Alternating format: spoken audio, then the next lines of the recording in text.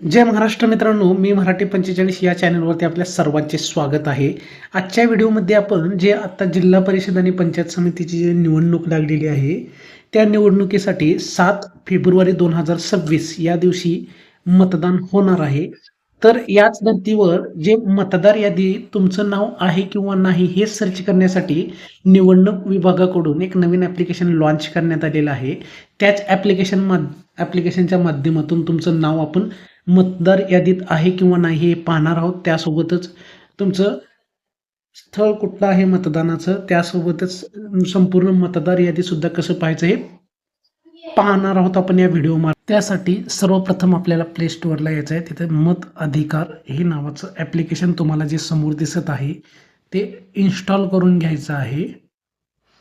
Install झाल्यानंतर open या ऑप्शनवरती click करा. ओपन झाल्यानंतर असं इंटरफेस दिसणार आहे तुम्हाला. इथं आल्यानंतर तुम्ही बघू शकता वोटर लिस्ट सर्च हे जे ऑप्शन आहे त्याच्यावरती तुम्हाला क्लिक करायचं आहे.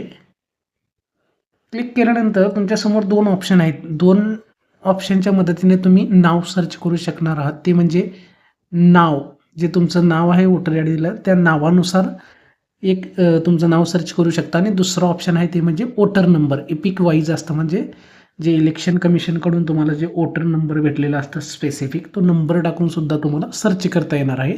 तर दोन्ही पद्धती मी तुम्हाला दाखवणार आहे. सर्वप्रथम तर आपण नेम वाईज चेक करणार आहोत.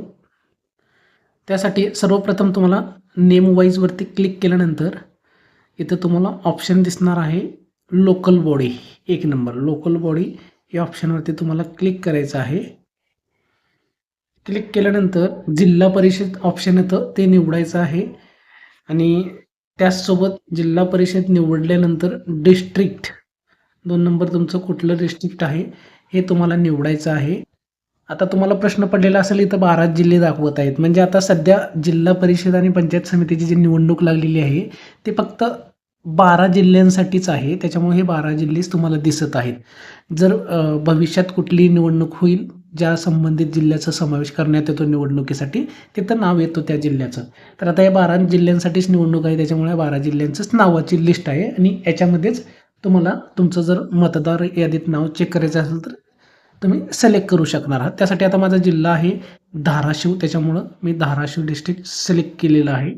धाराशिवनंतर आता लोकल बॉडी नेम, तर तुम्ही इथं बघू शकता धाराशिव जिल्हा परिषद हे जे ऑप्शन दिसत आहे ते निवडणार आहे. आणि आता इथं नाव सर्च करणार आहे. पूर्ण माझं जे नाव आहे वोटर आय डीला त्याप्रमाणे नाव टाकून तुम्ही सर्च या ऑप्शनवरती क्लिक करायचं आहे. बघू शकता सर्च केल्यानंतर इथं माझं नाव दिसत आहे जिल्हा परिषदमध्ये. म्हणजे जिल्ह्यात जर तुमची ग्रामपंचायत असेल तर ग्रामपंचायतमध्ये सुद्धा नाव असलं तरी तुम्हाला दिसणारच आहे. त्याच्यामुळं आता हे नाव माझं आलेलं आहे. संपूर्ण डिटेल्स येते. या ॲप्लिकेशनचा एक असा ॲडव्हान्टेज आहे की तुम्ही फक्त तुमचं नाव जरी टाकले, सुरुवातीचं नाव जे आधार कार्डप्रमाणे जे नाव असतं त्याच्यापैकी तुम्ही नाव आणि आडनाव टाकले तरी सर्च होणार आहे. पण भरपूर नावं येतात, त्याच्यामुळं वडिलांचं नाव टाकलं तर कमी प्रमाणात नावांची लिस्ट येते. त्याच्यामध्ये तुमचं नाव शोधायला अडचण जाणार नाही, लगेच सापडून जाईल. तर मी आता नाव टाकलेलं होतं त्याप्रमाणे माझं वोटर आय डीला जे नाव आहे ते मी दिसत आहे. याच्यामध्ये तुमचे संपूर्ण डिटेल्स येणार आहे. जे वोटर आय डीवरती आहे ऑनलाईन ते संपूर्ण डिटेल्स दिसणार आहे. बघू शकता माझं एपिक नंबर दिसत आहे. त्यानंतर माझं वय दाखवत आहे. वार्ड नंबर कुठला आहे, पार्ट नंबर कुठला आहे, त्यासोबतच असेंब्ली मतदारसंघ कोणता आहे हे सुद्धा आहे. त्यासोबतच सिरियल नंबर इन पार्ट, म्हणजे पार्टमध्ये जे सिरियल नंबर असतो तो सुद्धा दिसत आहे. आणि लोकल बॉडी जे आत्ता आपण निवडलेलं होतं धाराशिव जिल्हा परिषद, त्याच्यामुळे ते तर साहजिक असणारच आहे. त्यानंतर तुमचं ॲड्रेस, सर्वात महत्त्वाचं म्हणजे तुमचं ॲड्रेस, तुम्ही मतदान कुठं करणार आहात. जे जिल्हा परिषदचं आत्ता येत आहे तर ते मतदानाचं तुमचं बूथ नेम, म्हणजे जे पोलिंग स्टेशन असतं ते दिसणार आहे तुम्हाला. त्यासोबतच बूथ ॲड्रेस आहे.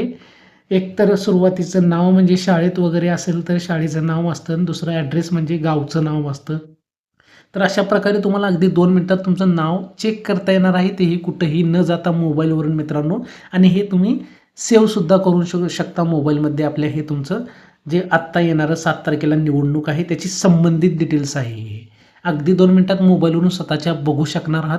जर तुम्हाला आवडला असेल तर व्हिडिओ तुमच्या मित्रांना सुद्धा शेअर करायला हरकत नाही आहे. असेच नवीन नवीन व्हिडिओ तुम्हाला मिळत राहणार आहे.